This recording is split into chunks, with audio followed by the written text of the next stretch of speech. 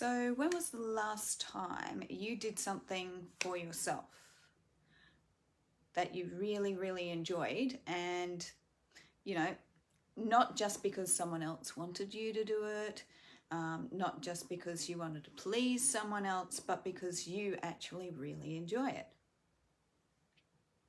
And what was that something that you did? How many of you out there have actually either done things like skydiving or been in a hot air balloon ride or even zorbed down a big windy hill before? Well, I have, and the reasons I've done that isn't just because I enjoy it, but because I also learn things about myself during that time as well. And those experiences, and yes, they are kind of thrill-seeking experiences and the adrenaline is pumping, but those experiences actually help me to, in a way, adjust the way that I think about my life and, you know, also see things in a different light. I know that life recently hasn't been all that easy for a lot of us because COVID came along and basically, you know, to a point we've been under house arrest, but you know, the world is starting to pick up again. Life moves forward and moves on, and you actually now get to move forward and pave your path all over again. So it's a new beginning for you.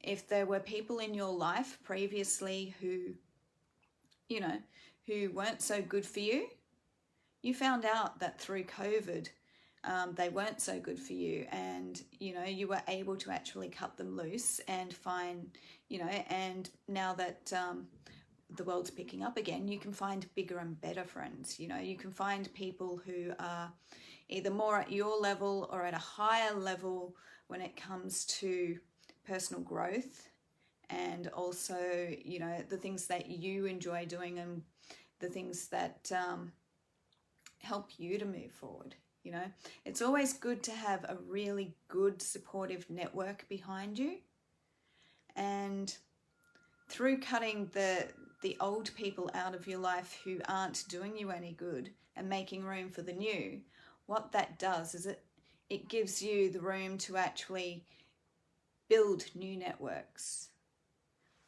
And also, you know, even some of those old people that you have in your life that are really good for you will benefit from you actually being around new people as well, because they'll actually get to meet them as well, and they'll get to network and they'll get to see a new side of you. You know, you'll be exploring new friendships. For some of us, new jobs. You'll also be exploring, you know, more things that you enjoy doing either on your own or, you know, inside your homes, or even just outside of your homes, just a little bit more distanced from other people. And that's exciting. You know, you get to change society in a way, because society for so long has, when you grow up, you know, and you go to school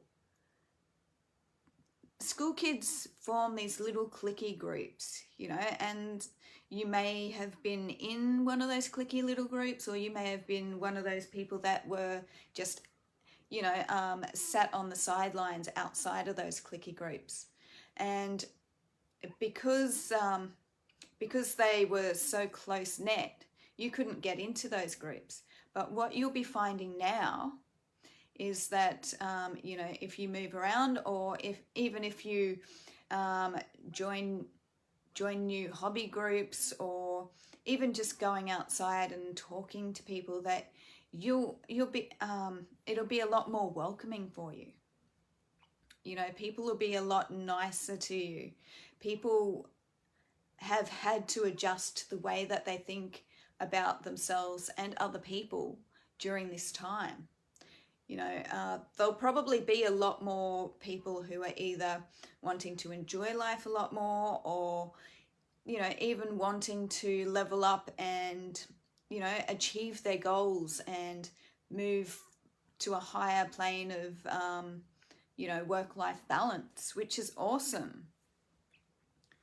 You know, and you now have the time to be able to put together a whole list of the things that you enjoy doing, and, you know, have them as in a bucket list and just tick them off as you go along.